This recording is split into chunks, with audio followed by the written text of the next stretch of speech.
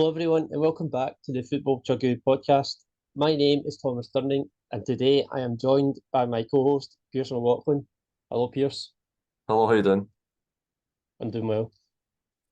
On today's podcast, we will be previewing the start of this weekend's SPFL season, discussing all the latest transfer news from around the globe, and at the end of the podcast, Pearse will be giving a rundown of all the latest Asian football news. So coming up next, we'll be previewing the start of the SPFL season. So on Saturday, the 5th of August, the new season of Scottish football will commence with the first league games of the 23-24 season to be played. The games that will be played are Celtic versus Ross County, Livingston versus Aberdeen, St Johnstone versus Hearts, Dundee versus Motherwell, Kilmarnock versus Rangers, and on Sunday, the 6th of August, Hibs will be playing against St Mirren. So, Pearse, what is your reaction to the new Scottish football season kicking off at the weekend? Exciting times. It's back to competitive action, and I think everyone's just been counting down the days till it restarted. And what a weekend it will be, because so many amazing fixtures. And obviously great to have Dundee back in the top flight as well. So I think it'll be 6 cracking fixtures there, and all of them are will be worthwhile watching.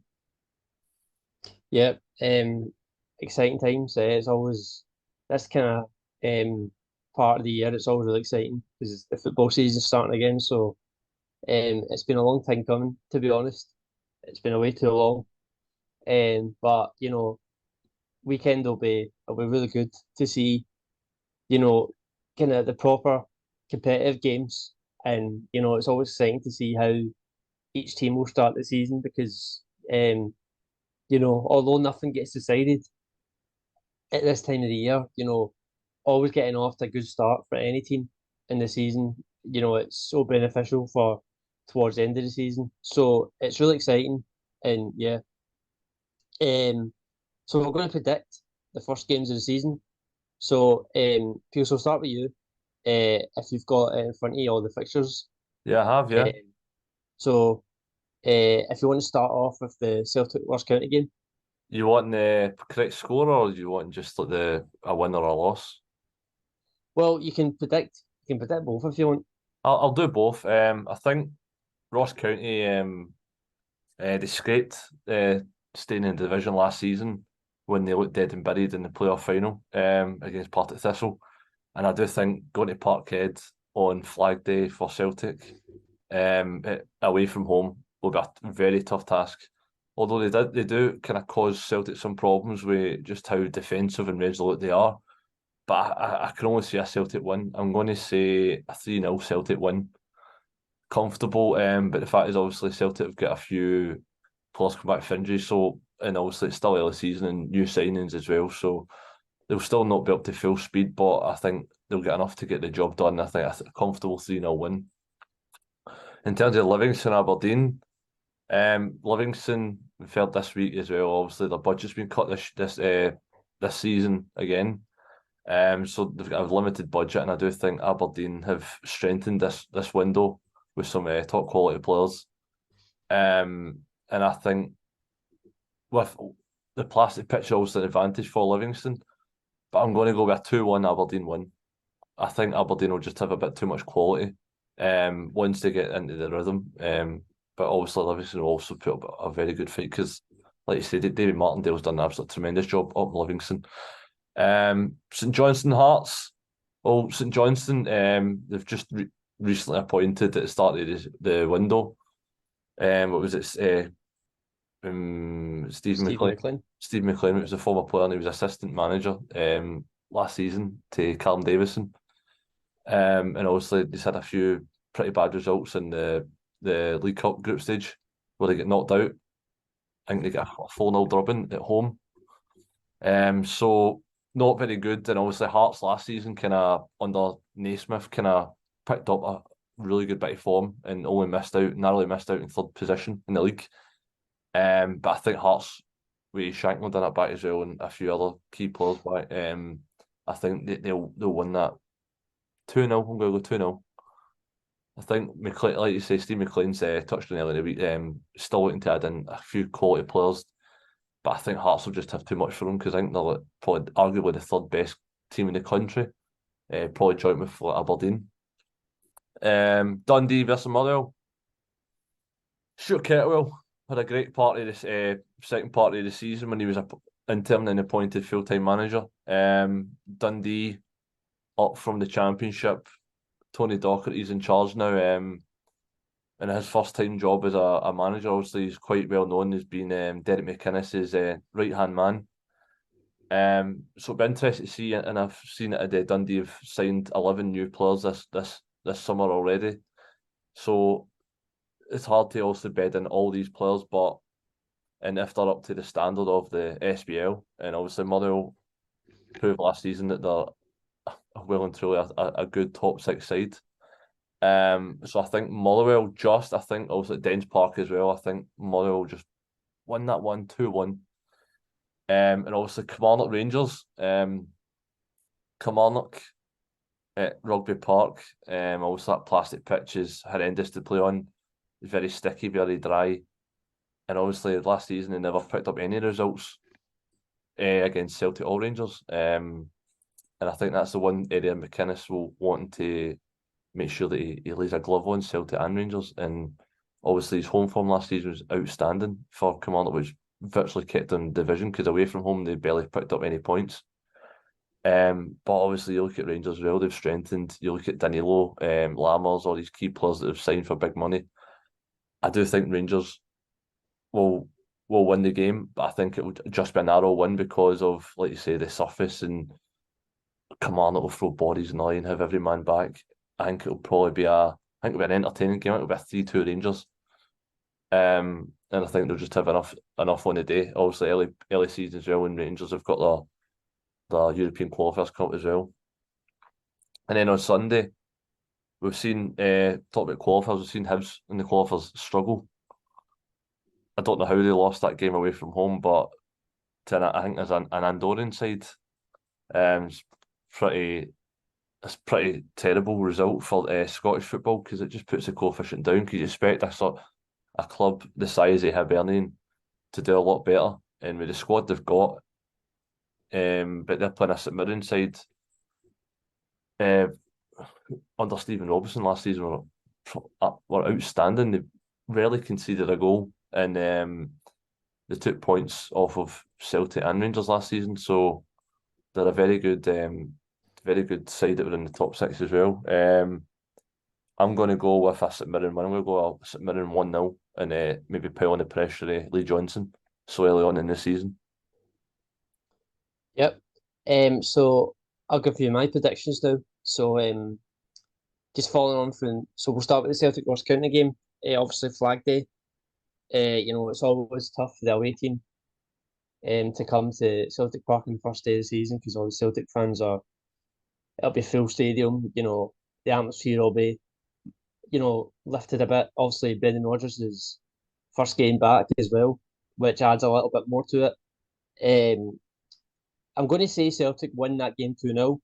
I think it'll be a low scoring game. Ross County, they did struggle last season. They stayed up by the skin of their teeth. They've added players, but I just think on Saturday it'll be too much for them. I don't see them causing an upset. And I think if they did win, it would be the biggest of upsets. So I'm going to say Celtic 2-0 for that game. So Livingston versus Aberdeen. So I'm going to go an Aberdeen 1, and I'm going to say 1-0 to Aberdeen. Obviously Livingston lost their captain, Nicky Devlin, to Aberdeen this summer. So Nicky Devlin now playing for Aberdeen. Aberdeen, they've had quite a good summer. Obviously Leighton Clarkson coming back permanently. They signed Liverpool defender Reece Williams. So they've also kept Duke and Milovsky, and also Ramadani as well. At the moment, they've kept them. So, they look quite strong at the moment, Aberdeen. They want to get off to a good start at the weekend. And I think 1-0 to Aberdeen, because I think Livingston, going to Livingston at the Tony Macaroni Stadium, it's a really tough place to go to. So I'm going to go say 1-0 Aberdeen. St Johnstone versus Hearts. I'm going to say a draw for that game. I'm going to say a draw because I just look at both the teams and I just don't know if they're really in good places at the moment. Obviously, St Johnstone have just come off a 4-0 loss at home to Stirling, which is, that's a terrible result for them. I don't think that should be happening. They've had a really tough kind of start to the season in terms of League Cup action. They've already been knocked out. They've added a few players, St Johnstone this summer, and obviously you can't predict anything before a goal's kicked, but I do sense that St Johnstone could be in for quite a tough season. And then Hearts as well, obviously, they've appointed permanently it's quite a weird setup that Stephen Naismith is the manager, but he can't be fully certified yet because he's not got all the right all the certificates and stuff. He's not fully qualified yet. So, they've got a team of Stephen Naismith and Frankie McAvoy. But in terms of signing players this summer, I think they've had quite a tough summer. They've not really signed a lot of players. I think it's been quite difficult for them. I think they were in for a couple of Australian players from the A-League who have ended up going to the Championship in England. So it's been quite a tough summer for them. But for this weekend, I'm going to say a draw and I'm going to say 1-1. Dundee Motherwell, one of the games I'm looking forward to the most because, the new team that's just coming back, or as in Dundee, it's always exciting to see how they'll do. Dundee will be ready to go. Obviously coming back into the league. But I'm going to say a Motherwell win for that.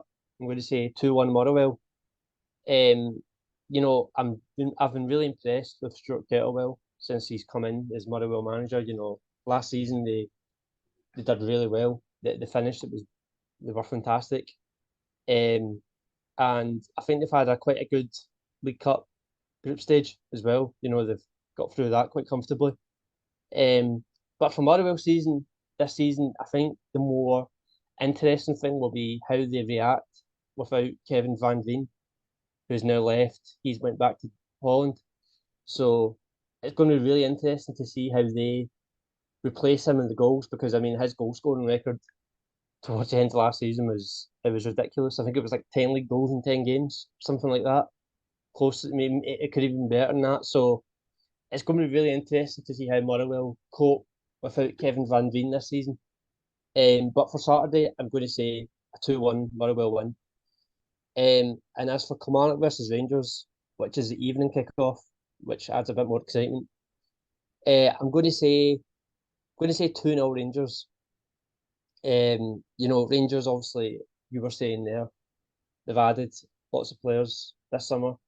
They've done a lot of business. Obviously, Danilo, who we talked about in this podcast last week, who's now been confirmed, which is a big sign for them.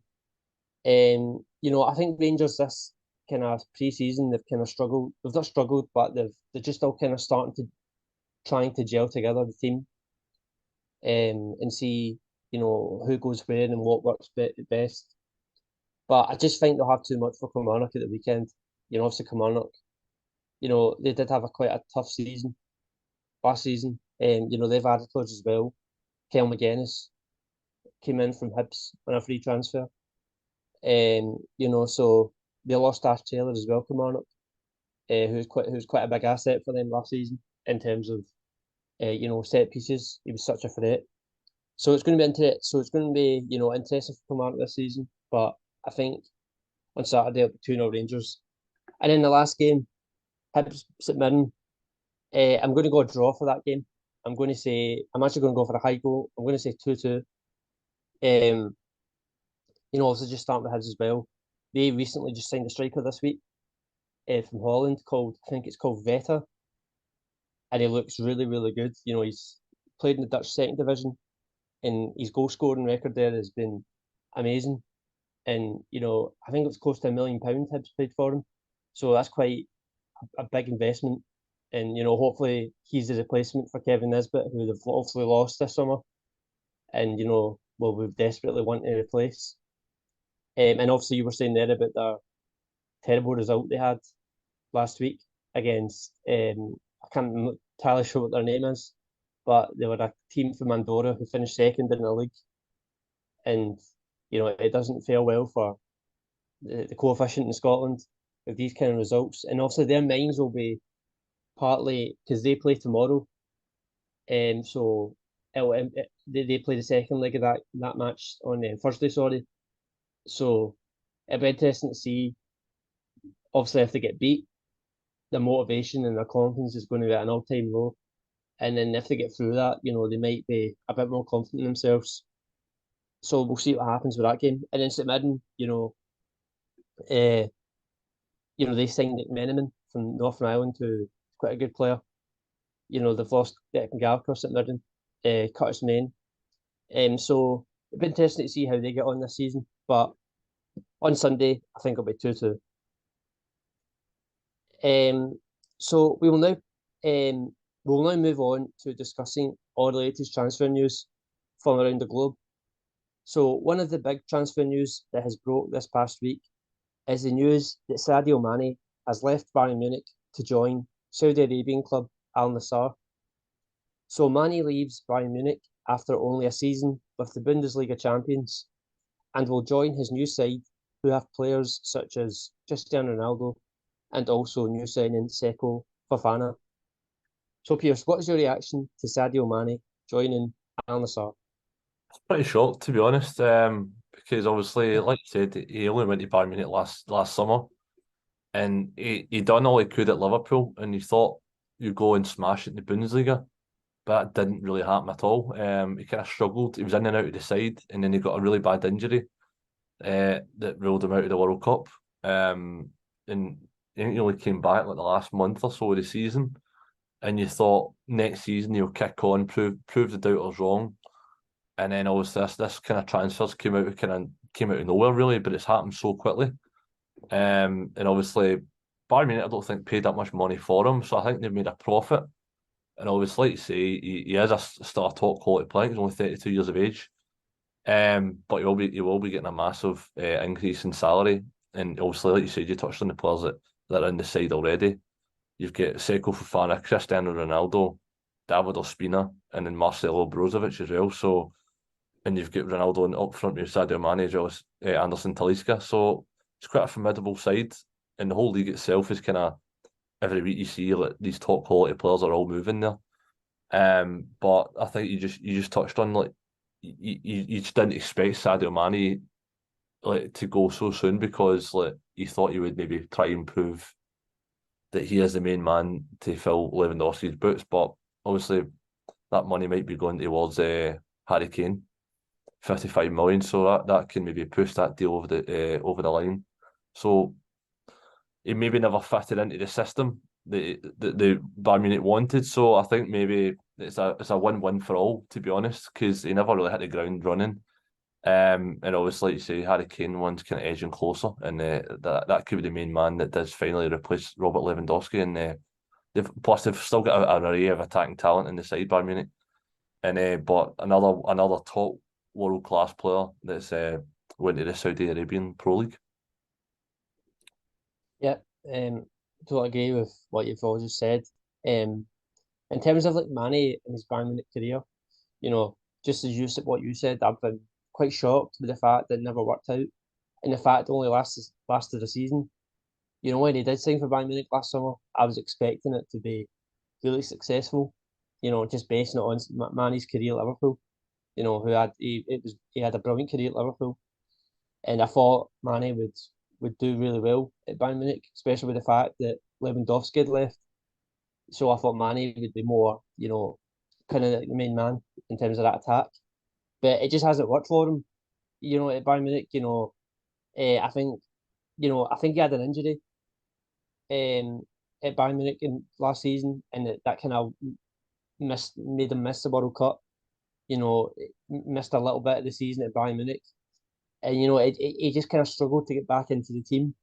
Obviously they changed managers as well, Bayern Munich last season.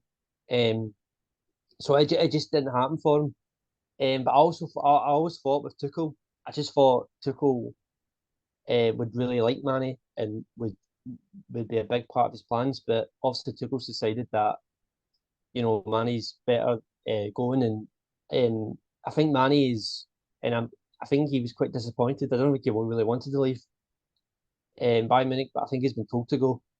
I think we all know why, to kind of raise funds. I think it's part of a plan to raise more funds to get that Harry Kane deal over the line. So yeah, I'm quite shocked that it never worked for Sadio Mane at Bayern Munich. And then in terms of him joining Al Nassr, for Al Nassr's sake, it's a brilliant signing. Sadio Mane's 31 years old. She's still in his prime. Again, another kind of superstar in football coming to the Saudi Pro League. I never would have thought a couple of years ago that Ronaldo and Sadio Mane would be playing in the same team for each other. That's quite a scary thought for any team in Saudi Arabia to be coming up against. So, it'll be interesting to see how he does over there, Sadio Mane. And yeah, obviously it's a really good move for him. He'll be getting paid really well, and be interesting to see how he does. So just as well, we've also seen this past week other Premier League stars come to Saudi Arabia. They include Riyad Mahrez, Alan San Maximan, Fabinho, Jordan Henderson as well was confirmed last week. So, Pearse, do you think the Premier League is now in a weaker state? Absolutely. Absolutely. Because now it's like any player that's kind of approaching 28 onwards, or even, like you say, like Alex Maximan's 25 years old, 24, 25-year-old. He was kind of in and out of the Newcastle side. Because before Eddie Howe came in, he was like the go-to man. Like, he just gave the ball to Max and hoped something magic would happen. I think he's been brilliant over his time at Newcastle, but I think like Eddie Howe's got a more structured system, and he just didn't fit that mould. And obviously getting good fee for him as well. But in terms of Henderson and Fabinho, that's a massive void in that Liverpool midfield. Not just the quality they both have on the ball, and like you say, Henderson's 33, but he still get the energy, still get the legs, still get the quality in the ball. Same with Fabinho. Fabinho less so last season. Like he had a poor season by his high standards, but I think he's only like 29, 30-year-old. And what you're saying about 2, 3 years ago, that was probably like the best midfield like in the Premier League. Outside Manchester City, like it was up there. It was like they were competing in all fronts. They were driving Man City all the way in all competitions. And to see that the fact is that the two of them have left, that's a massive void to fill. And like the players that Liverpool have signed in their place are very young players. So I do think, like you say, like, and obviously Riyad Mahrez, he just won a treble with Manchester City. Like I think Man City I think they've weakened themselves. I don't think they've got stronger. Obviously losing Gundogan as well to Barcelona. They two players were key players. Like Mahrez, like he was always in and out of the side, but whenever he played, he was always creating goals, assists, and he was just electrifying. You kind of knew what he was going to do, cutting the left, but similar to a bit like Arjen Robben, he just had sheer quality in terms of assists, picking out players and just finding that far corner. But I think obviously you can see the change in the power. The Premier League is kind of getting weaker, as you touched on. And I do think, obviously, with the Saudi Pro League not having like a spending cap or financial fair play, it will just continue. And obviously, there's still time remaining in this window that more players could even leave. Yep, I mean, uh, I agree with what you say, and I think the Premier League is in a weaker state at the moment. I never expected all these kind of players to leave the Premier League. The Premier League is the dream kind of league for lots of players to come to because they see it's the best league in the world. But I think a lot of quality has been lost this summer. In the Premier League, lots of players that are quite at a young age as well are deciding to leave and go to Saudi Arabia mostly. Um, you know, I think it is a bit of a worry I do think the Premier League is in a weaker state. Lots of players have left this summer. Lots of players in the prime as well, plenty of young players. And I don't think the Premier League are worried about it at the moment, but I think it's something that they could potentially start to worry about because I think a lot of these stars that are leaving, I think it might mean that the Premier League might lose a lot of kind of viewers in terms of around the world.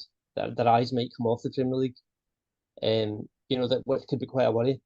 And Jurgen Klopp was talking this weekend about the worry, the fact that the Saudi transfer window doesn't close for quite a long time yet. I think it's right into the winter time that there's so again, the Saudi League have quite a long time to kind of still pluck out players in the Premier League to leave. So, I think it is in a weaker state at the moment. Um, so it's going to be kind of interesting to see what this Premier League season shapes out to be. And and in terms of like just the fact that we had Mahrez and Saint Maximin, they both signed for the same Saudi Arabian team, Al Ahly. Firmino plays for that team as well, so that's a front three, which is quite a scary thought. Saint Maximin, Mahrez, and Firmino. So I mean, the Saudi League I mean, they've got the money, but you know, week by week, it's that league's turning out to be really impressive. And uh, it's a league that, in my opinion, I thought I would never watch, but I'm beginning to start to think that, I think it might be time to kind of keep a watch and keep an eye on it and see how it goes. So yeah, a really interesting summer, and and just another thing as well to point out, the Premier League, they might lose the best kind of player in Harry Kane, who might leave to go to Germany. So again, that could be another player, another big player that leaves the Premier League. So yeah, Premier League is it's I don't think it's quite worrying times at the moment for in terms of the quality that they keep losing. So just lastly, Pearse, is there any transfer news that's interested you this week? It's the Harry Kane one that's kind of stalled for a wee while. But obviously, like you say, like the Sadio Mane, he's kind of just kicked that start even that just kicked that a little bit closer. And obviously the fact is, Bayern Munich officials have travelled to London this week to meet with Daniel Levy, so that's kind of a promising sign as well. And I do think, obviously, with a year left his contract, Harry Kane has no intention of renewing. And obviously, like you say, he has featured in all of Spurs' pre-season games, so he's always the ultimate professional. He never comes out and kicks the toys out of pram saying he's going to leave. Like, as a club captain, he has been loyal to them. He's a loyal servant. But I think the happiest man of all will be Alan Shearer. I think he will drive him to Germany because he's just Yeah, he's just making sure he doesn't break that 260 goal Premier League record. But obviously, if he goes to Bayern Munich, I think he's got a chance to win trophies, and I think that's what he wants because his ultimate aim is to be in the Champions League, competing at the highest level, and this season Spurs won't be in the Champions League. They had a dreadful back end of last season, and obviously Ange Postecoglou had a successful stint at Celtic, and he's now at Tottenham, but he's got a rebuilding job, and I think with the sale with a massive fee as well, he's got a chance to rebuild that team even more, and I do think he needs the funds to but secure that back line, and obviously there's players like talk of Hugo Lloris going as well, so he's got a massive rebuilding job. There's no guarantee that they're going to get back at the Champions League next season because every team is strengthened in the Premier League. And I do think, obviously, if you go to Bayern Munich, I think he just seamlessly slots into that side. And I think he's at an age now. He just turned 30, where he can at least 5, 6, 7 years go over to Germany and absolutely dominate and win many domestic honours and win golden boots and compete. And hopefully, for him, that he would maybe compete at the highest level and potentially win a Champions League, because Bayern Munich are always in the latter stage of Champions League. And I do think it's the right time for him to leave because I think he's given everything he possibly could to Tottenham. And I think there's some people who would have preferred him to stay and break Alan Shearer's record, but there's no point breaking Alan Shearer's record if you don't win anything in your career. And I do think, obviously, Tottenham are kind of, like you say, rebuilding. I think it's just a perfect move for them. Yeah. The Harry Kane one for me as well was the one that's interested me a lot. It kind of went quiet, but it's kind of picked up again. And Tottenham and Bayern Munich I think they've had a meeting this week about kind of what Bayern Munich would be looking at in terms of how much they would have to pay. I think Bayern Munich put in a bid last week that was rejected, and Tottenham think it's nowhere near what they're looking for. I think that one's kind of coming to an end now. We'll see what happens. Apparently, if Bayern Munich if Tottenham are rejecting our bid, apparently Harry Kane might sign a new deal with Tottenham. So I think in the next week or so, I think that one will have kind of the final. We'll see what happens really, because I don't think Tottenham will sell Harry Kane when the Premier League season starts. I think the only time they'll sell him is before the season starts. So again, that's going to be a really interesting one coming up in the next week or so. And yeah, I think it'll be, if Harry Kane did go, I think the bid it'll be a massive bid that will be accepted, because I don't think Daniel Levy will let Harry Kane go for any price that he doesn't seem that's suitable. So yeah, a really interesting one, and one that I think will be kind of sorted in the next week or so. So for the final part of the show, Pearse will now give his Asian football roundup. Well, unfortunately, it's a short one today, guys. There was no Asian football in terms of the Korean or the Japanese league, because they were taking part in pre-season friendlies. So the league just shut off for 2 weeks. So they returned back to action this weekend to the Japanese and the Korean league, and the kicks off on Saturday in the J League. Nagoya Grampus versus Albirex Niigata, and Shonan Bellmare versus Sanfrecce Hiroshima. And in the K League, we've got a Friday night match, 2 Friday night matches in FC Seoul versus Pohang Steelers, top of the table clash, and Gwangju FC versus Daejeon Hana Citizen. And that's all your latest Asian football news. Thank you, Pearse. And thank you, everyone, for listening to this episode of the Football Chuggu Podcast. This podcast will be available to listen to on the Football Chuggu YouTube channel and also the Football Chuggu website. Thanks for listening, and see you soon. Bye-bye.